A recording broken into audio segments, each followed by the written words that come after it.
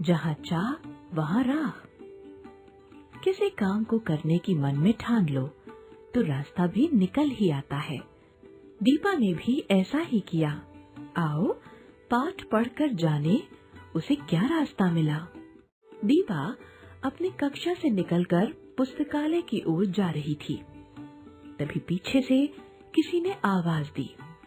उसने मुड़कर देखा तो उसका सहपाठी अंकुर खड़ा था।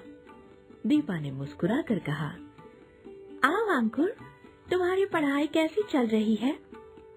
अंकुर बोला, पढ़ाई तो ठीक चल रही है, पर मेरे पास कुछ विषयों की पुस्तकें नहीं है। तुम तो जानती हो मेरे पिताजी की आमदनी बहुत कम है। उनसे पुस्तकें खरीदने के लिए रुपए मांगना मुझे अच्छा नहीं लगता।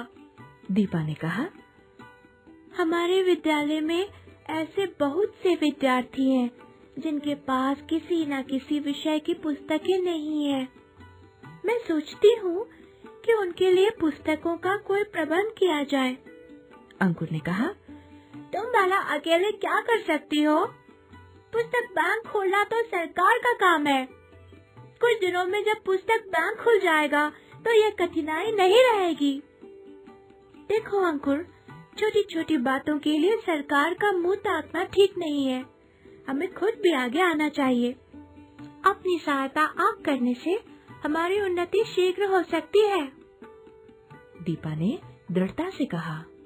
अंकुर ने हंसते हुए कहा, दीपा, पुस्तक बैंक खोलने के लिए हजारों रुपए की आवश्यकता होती है।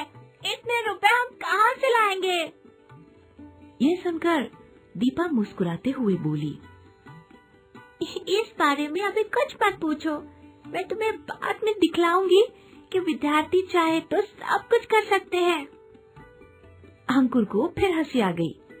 वह बोला, तुम चाहो तो बहुत कुछ कर सकती हो, पर अभी तो मुझे बस एक पुस्तक की आवश्यकता है। उसके बिना मेरा अध्ययन रुक रहा है। दीपा चलते हुए बोली, चिंता मत करो, मेरे घर आ जाना। तुम्हें जो पुस्तक चाहिए तुम मुझसे ले लेना। अगले दिन दीपा ने अपनी अध्यापिका को बताया कि वह एक पुस्तक बैंक खोलना चाहती है। पुस्तक बैंक से निर्धन बच्चों को पुस्तकें निःशुल्क दी जाएंगी। पुस्तक बैंक के लिए पुस्तकें खरीदने के लिए विद्यार्थियों, शिक्षकों और शहर के लोगों से चंदा लिया जाएगा। अध्यापिका दीपा की बात सुनकर बहुत प्रसन्न हुई। उन्होंने कहा, शाबाश दीपा, जो काम सरकार करना चाहती है उसे पहले ही आरंभ करके हम एक अच्छा कदम उठाएंगे।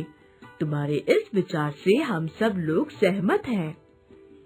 उसी दिन स्कूल के विद्यार्थियों और अध्यापक अध्यापिकाओं की एक सभा बुलाई गई। इसमें पुस्तक बैंक खोलने पर विचार हुआ। इस विचार से सभी लोग सहमत थे। दीपा ने पुस्तक बैंक के लिए चंदा इकट्ठा करना शुरू कर दिया। सभी लोगों ने दिल खोलकर चंदा दिया। किसी ने रुपए दिए तो किसी ने पुस्तक बैंक के लिए पुरानी पुस्तकें दी।